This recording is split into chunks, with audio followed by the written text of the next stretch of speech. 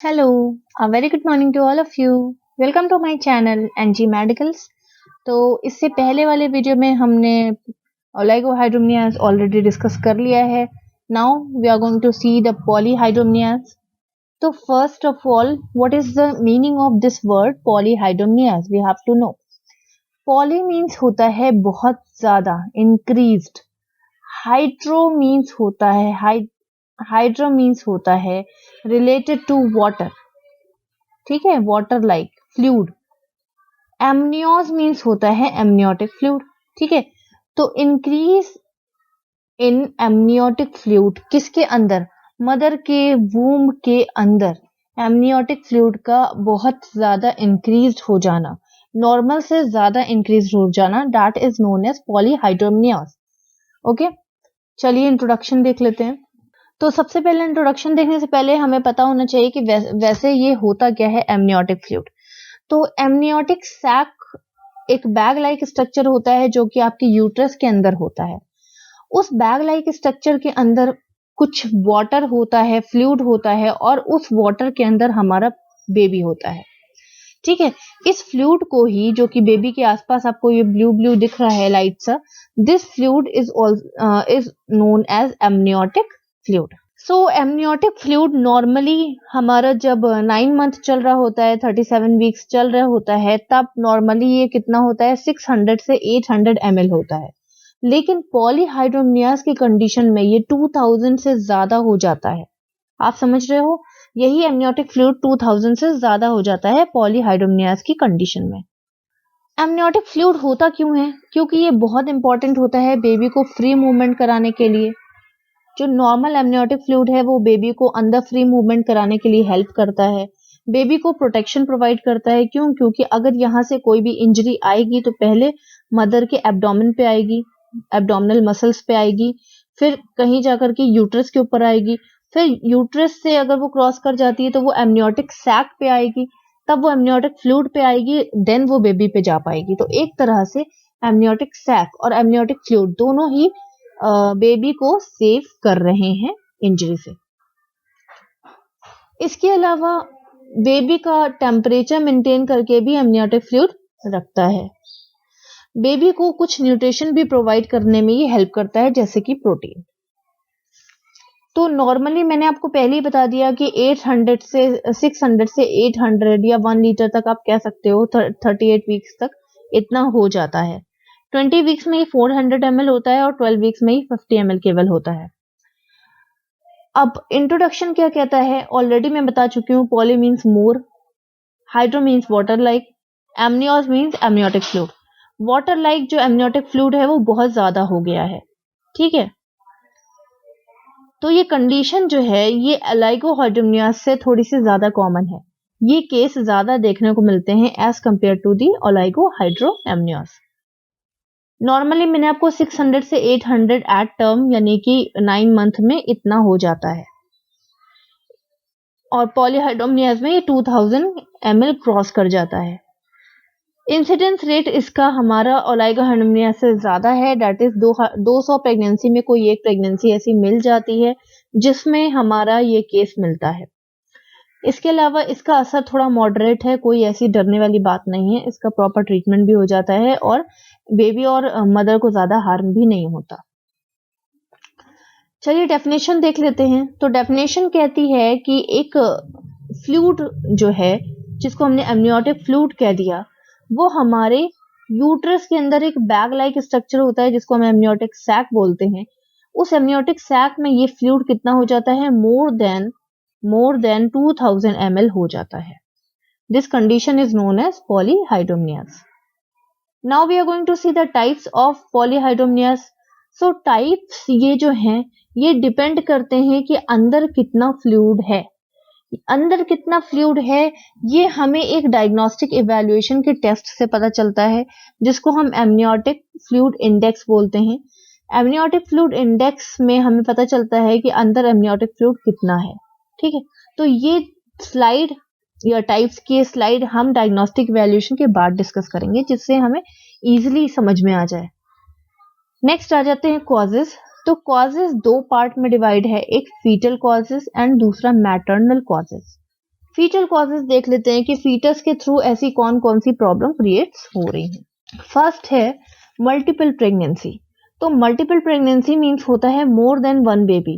एक बेबी से ज्यादा अंदर अगर बेबीज हों उन्हें हम मल्टीपल प्रेगनेंसी बोलते हैं।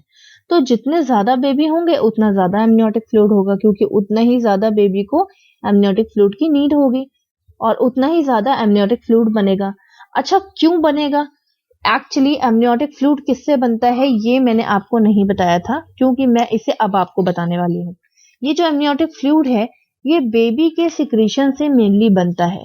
बेबी के यूरिन से बनता है, बेबी के नेजल सिक्रीशन से बनता है, बेबी के लंग्स, वो बेबी की बॉडी के सिक्रीशन से ये फ्लूइड बनता है। इसके अलावा माउथ से जो भी सिक्रीशन हो जाएंगे वो सारी सिक्रीशन मिला के ये फ्लूइड बनता है। सबसे ज्यादा क्वांटिटी में बेबी का यूरिन एमनियोटिक फ्लूइड बनाता है, समझ गए? तो जितने ज्यादा बेबी होंगे उतना ज्यादा यूरिन वो लोग बाहर निकालेंगे और उतना ज्यादा एमनियोटिक फ्लूइड बन जाएगा। तो पॉलीहाइड्रोमनियास का केस आ सकता है। नेक्स्ट है हाइड्रोप्स फिटालिस। हाइड्रोप्स फिटालिस एक तरह का कंडीशन है जिसमें बेबी कुछ इस तरह का हो जाता है। आपको ये बेबी बहुत स्वेलिंग बेबी के अंदर दिख रही होगी और बहुत गीला सा दिख रहा होगा, है ना?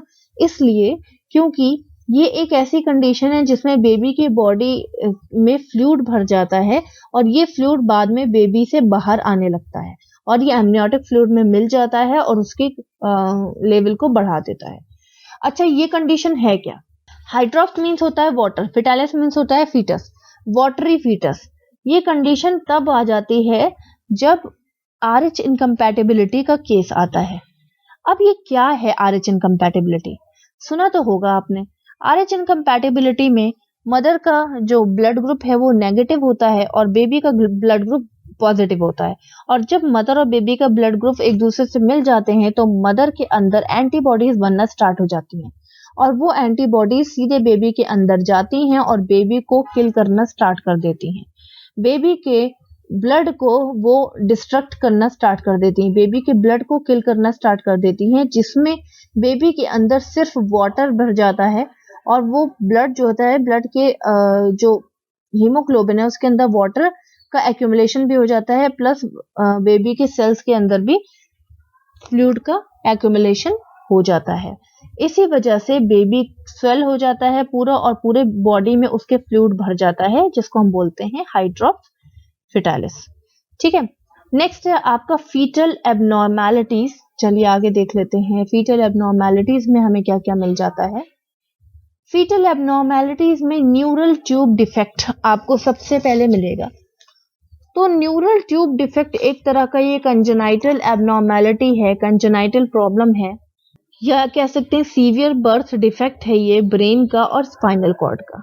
ओके, सो ब्रेन और स्पाइनल कॉर्ड में कुछ ऐसी प्रॉब्लम हो जाती है जिसकी वजह से फ्लूइड भरने लगता है। देख लेते हैं क्या है ये।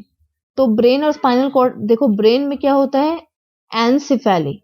एन मीन्स होता है एब्सेंट, सिफेलिस मीन्स होता है हेड। हेड एब्सेंट रहता है बेबी के अंदर। इसकी इमेज भी मैं आपको दिखा देती हूँ, ये देख लो, ये है बेबी एनसेफेलिस का। इसके जो हेड है वो आपको एब्सेंट दिख रहा होगा, बाकी आपको पूरी बॉडी दिख रही होगी कि हाँ है। ठीक है, तो जब ये कंडीशन आती है तो इसमें प्रॉब्लम क्या होती है, आपके ब्रेन और स्पाइनल कॉर्ड में कुछ फ्लूइड घूमता रहता है। ठीक है, ऐसे फ्लूइड मूव करता रहता है और ये फ्लूइड आपके ब्रेन को और आपके स्पाइनल कॉर्ड को न्यूट्रिशन प्रोवाइड करता है। इसके अलावा ये ब्रेन और स्पाइनल कॉर्ड को प्रोटेक्शन भी प्रोवाइड करता है। जैसा कि मैंने आपको बताया कि जहां पर भी फ्लूइड होगा, अगर कोई भी इंजरी होगी तो पहले फ्लूइड उसको कवर करेगा, उसके बाद वो इंजरी आगे जाएगी। उसी तरह से कोई अगर इंजरी होगी तो ब्रेन में ये फ्लूइड पहले उसको कवर करेगा, उसके बाद कम से कम इंजरी ब्रेन के अंदर जाएगी, वरना नहीं जाएगी। ठीक है, उसी तरह से स्पाइनल कॉर्ड में भी ये प्रोटेक्शन प्रोवाइड करता है।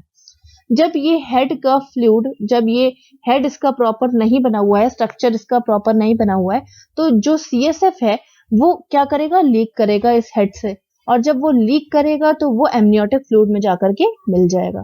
ठीक है, इस तरह से एमनियोटिक फ्लूइड इंक्रीज हो रहा है। नेक्स्ट है स्पाइनल कॉर्ड का जो डिफेक्ट है, that is spina bifida. This is spina bifida. Spinal cord में कुछ इस तरह से आपको स्ट्रक्चर देखने को मिलेगा स्पाइना ब्राफिडा का।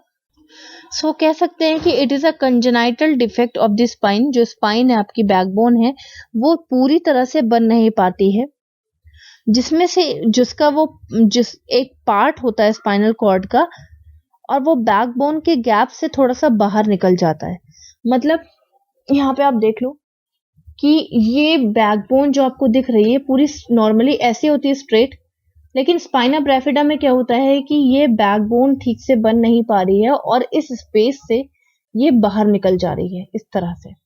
ये स्ट्रक्चरल प्रॉब्लम होती है जब बेबी की एम्ब्रियोलॉजी के टाइम पे, जब बेबी अंदर बन रहा होता है, तो कभी कभी इस तरह से कंडीशन आ जाती है और इस तरह का आपको हम्प दिखाई देने लगता है बेबी के पीछे, लाइक दैट। इस तरह से आपको हम्प दिखाई देने लगेगा।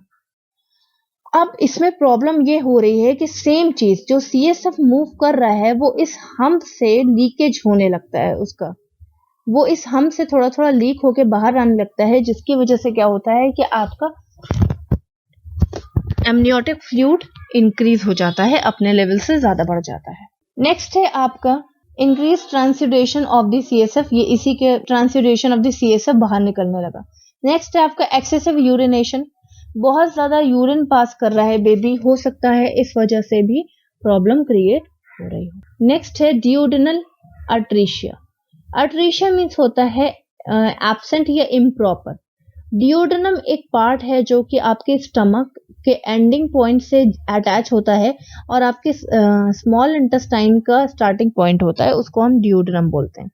डियोडेनम का मेन फंक्शन क्या है कि वो यहाँ से फूड को लाता है और इसके अंदर वो बाइल को रिसीव करता है, बहुत सारे एंजाइम्स को रिसीव करके उस फ्लूइड को और ज्यादा मैशअप करता है और आगे स्मॉल इंटेस्टाइन में भेज देता है।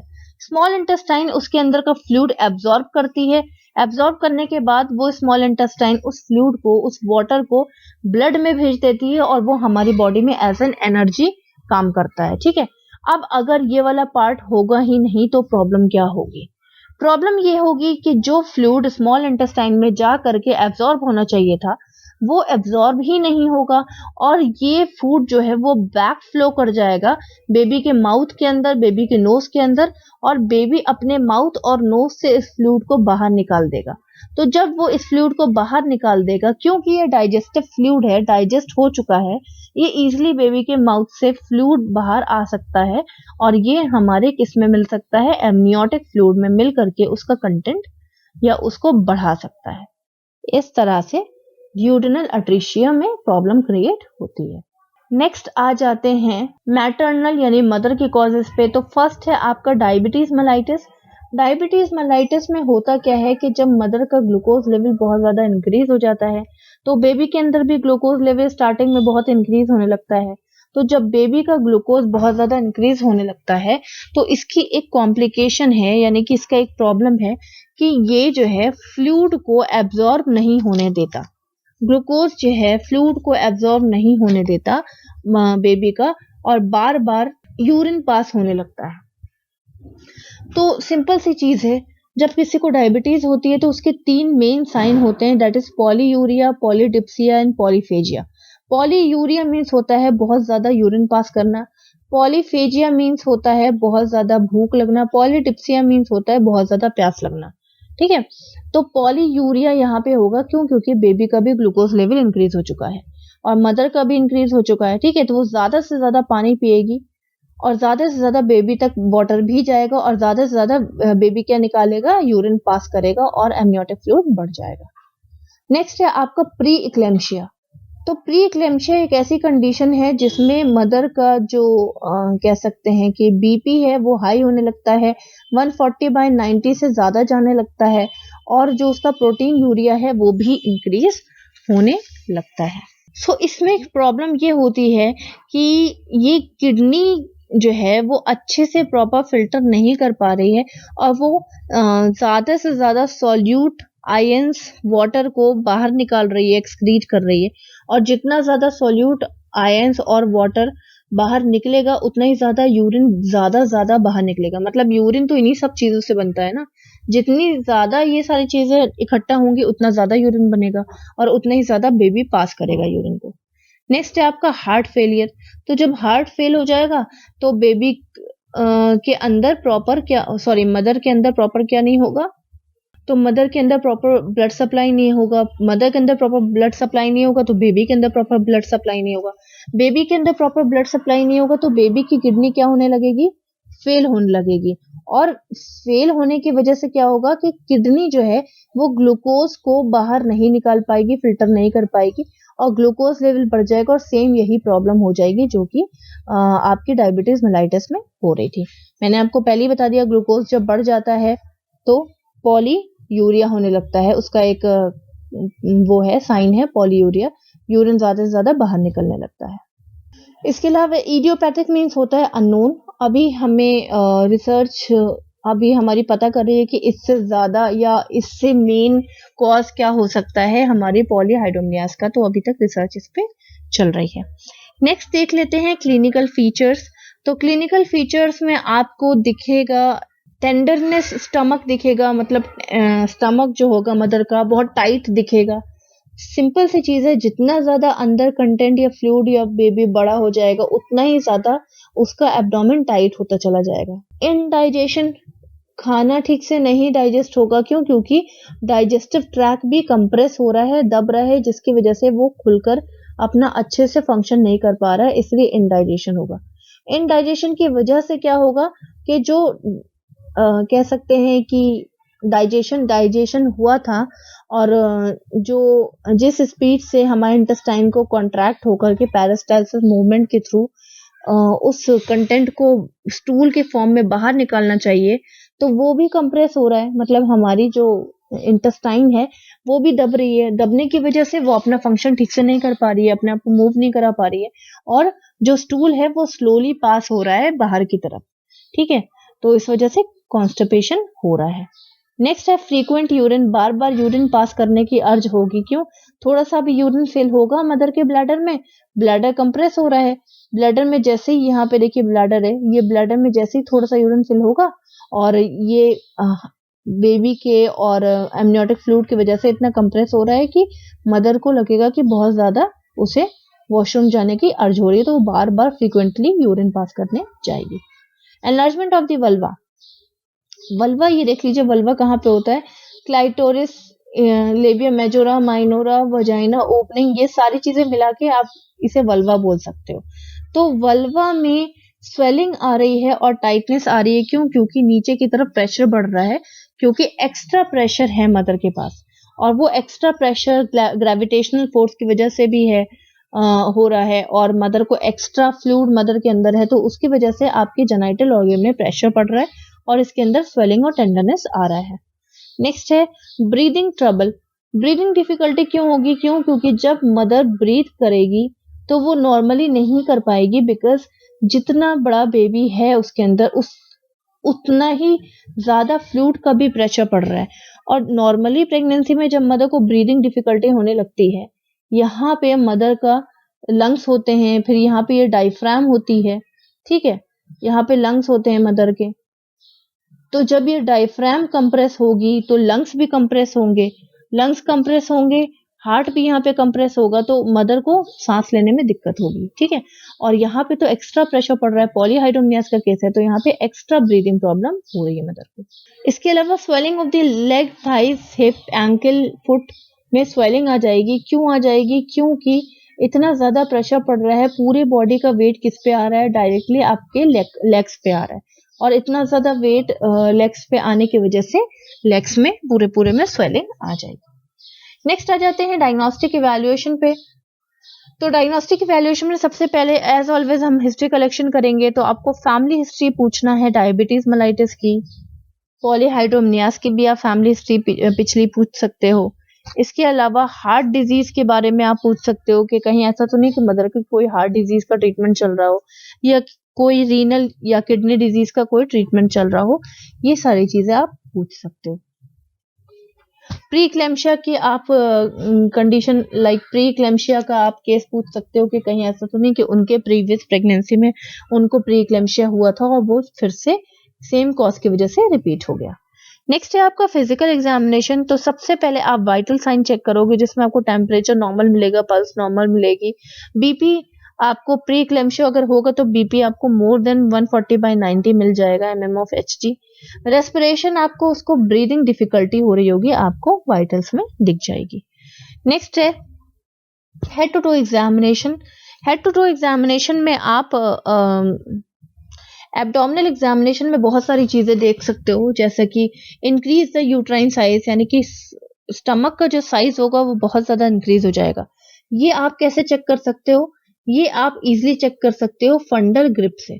तो जब हम एब्डोमिनल एग्जामिनेशन करते हैं तो हम जेस्टेशनल एज के अकॉर्डिंग हमारा एब्डोमिनल वो निकलता है, फंडल हाइट निकलती है। फंडल हाइट क्या है? ये कितना उठा हुआ है abdomen, this is known as fundal height. कहां से कहां तक एब्डोमेन पूरा एलिवेट हो चुका है, दिस इज फंडल हाइट। ठीक है, तो जब हम मान के चलते हैं कि अगर जेस्टेशनल एज उसकी 36 वीक्स ऑफ द जेस्टेशन चल रहा है, 36 वीक चल रहा है प्रेगनेंसी का, तो एब्डोमेन का साइज इससे +2 या -2 होगा। ये आपने पढ़ा होगा, एब्डोमेन का साइज इससे +2 या -2 होगा। ठीक है, तो 36 में 37, 38, या तो इसका एब्डोमेन का साइज नॉर्मली 38 सेंटीमीटर होना चाहिए, सेंटीमीटर, या तो 34 होना चाहिए, 34। अगर आप 2 माइनस करोगे तो 34 सेंटीमीटर आएगा, 2 प्लस करोगे तो 38 सेंटीमीटर आएगा। यही नॉर्मल वैल्यू है। ठीक है, फिर आपने जेस्टेशनल एज पता करने के बाद आपने मेजर किया। जब आप मेजर करोगे तो आपको नॉर्मल से हट करके उसका साइज मिलेगा। फॉर एग्जाम्पल यहाँ पे आपको 40 सेंटीमीटर मिल सकता है, 42 सेंटीमीटर मिल सकता है, आपको कम नहीं मिलेगा, आपको ज्यादा से ज्यादा मिलेगा साइज। क्यों? क्योंकि फ्लूइड जो है वो नॉर्मल से ज्यादा भर गया है अंदर। ठीक है, तो इस तरह से आप एब्डोमिनल एग्जामिनेशन के फंडल एग्जामिनेशन से आप पता कर सकते हो। नेक्स्ट है आपका जब आप पैल्पेट करके देखोगे, हल्का सा दबा के देखोगे, तो आपको फ्लूइड ही फ्लूइड फील होगा, फीटल पार्ट्स फील नहीं होंगे। नॉर्मली क्या होता है कि हम एब्डोमिनल एग्जामिनेशन में एक तरफ से कंप्रेस करते हैं, दबाते हैं, और दूसरी तरफ से पैल्पेट करके देखते हैं, तो हमें फीटस के पार्ट्स पता चल जाते हैं। इसके अलावा आपको एस्कल्टेशन करना होगा, जिसमें आपको फीटल हार्ट साउंड सुननी होगी, तो इसको भी आप डिफिकल्टी से सुन सकते हो, इजिली आप फीटोस्कोप से नहीं सुन सकते। बिलॉटमेंट आपको मिलेगा। बिलॉटमेंट मीन्स होता है फीटस का एंगेजमेंट नहीं हुआ है हेड का। ठीक है, फीटस का एंगेजमेंट मीन्स होता है कि फीटस फिट हो गया पैल्विक ब्रिम के अंदर। ठीक है, यहाँ पे कंडीशन इसलिए वो ऐसी है क्योंकि अंदर फ्लूइड बहुत ज्यादा है और बेबी को मूवमेंट करने का बहुत अच्छा मौका मिल रहा है, जिसकी वजह से वो अपने हेड को फिट नहीं कर पाया अभी तक। इसके अलावा आप लेग्स एनालाइज कर लोगे कि उसके लेग्स में स्वेलिंग तो नहीं आई है, उसके बैक में स्वेलिंग तो नहीं आई है, उसके कह सकते हैं कि हिप्स में स्वेलिंग तो नहीं आई है। वजाइनल एग्जामिनेशन में आपको वल्वा एनलार्जमेंट आपको मिल जाएगा, स्वेलिंग मिल जाएगी, ये सारी चीजें आपको मिल जाएंगी। एब्डोमिनल एग्जामिनेशन ऑलरेडी डिस्कस कर चुके हैं। नेक्स्ट आते हैं अल्ट्रासोनोग्राफी पे।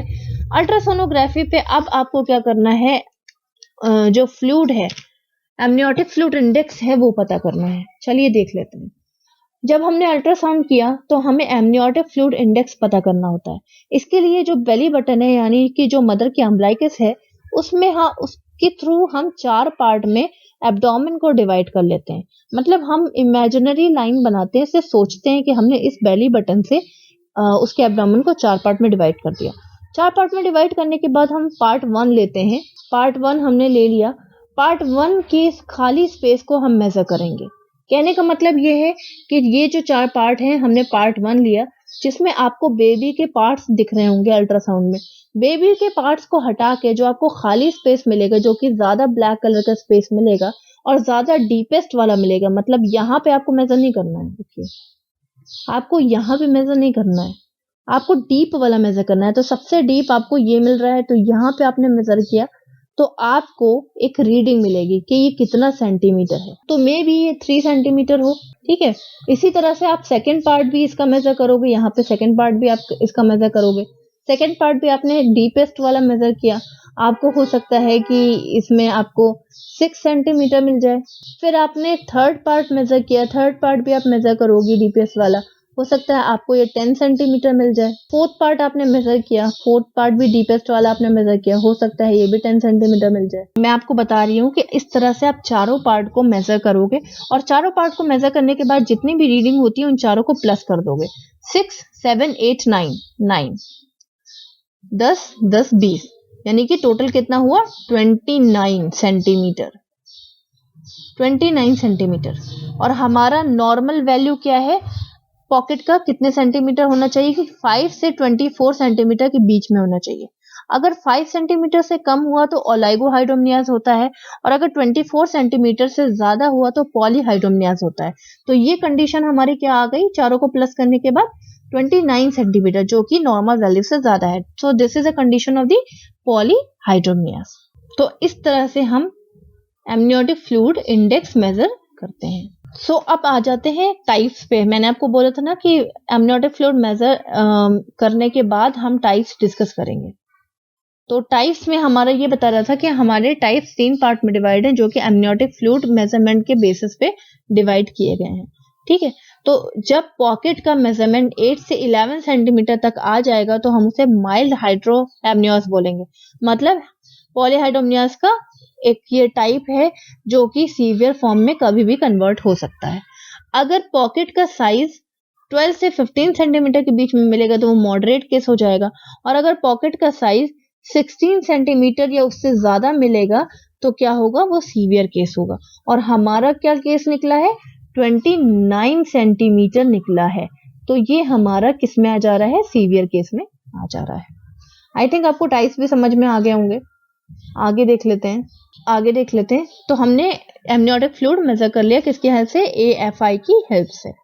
उसी तरह से अल्ट्रासाउंड के थ्रू हम फीटल एबनॉर्मेलिटीज भी मेजर कर लेंगे कि ऐसा तो नहीं कि एनासिफेलिस है, हेड बन रहा है कि नहीं बन रहा है, कोई अंदर का ऑर्गन का माल फॉर्मेशन तो नहीं हो रहा है। नेक्स्ट ब्लड टेस्ट कर लेंगे जिसमें हम RH इनकम्पैटिबिलिटी और ब्लड ग्रुपिंग एनालाइज कर लेंगे कि कौन सी ब्लड ग्रुप है मदर की। हो सकता है कि सिजेरियन सेक्शन करना पड़े और आपको ब्लड ट्रांसफ्यूजन करना पड़े। RH इनकम्पैटिबिलिटी इसलिए क्योंकि हमें पता होना चाहिए कि मदर और बेबी का ब्लड ग्रुप अलग अलग तो नहीं है, जिसमें एंटीजन एंटीबॉडी रिएक्शन हो जाएगा तो क्या कंडीशन आ जाएगी, हाइड्रोस फेटालिस और बेबी की डेथ हो जाएगी। नेक्स्ट आ जाते हैं मैनेजमेंट। तो यहाँ पे क्रोनिक यानी कि सीवियर पॉलीहाइड्रोमनियास का मैनेजमेंट हम डिस्कस करेंगे। तो सबसे पहले हमने पेशेंट को क्या किया, हॉस्पिटलाइज्ड किया। कंप्लीट डायग्नोस्टिक इवैल्यूएशन करने के बाद हमारे पास 2 तरह के केस आ सकते हैं। ठीक है, एक है जब आपने वो अल्ट्रासाउंड वगैरह सब कुछ कर लिया, आपको पता चलेगा कि फीटस में कोई एबनॉर्मेलिटी नहीं है, फीटस एकदम नॉर्मल है।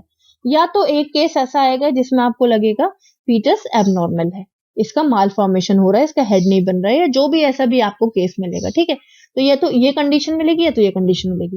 पहले चलो ये वाली कंडीशन की बात करते हैं।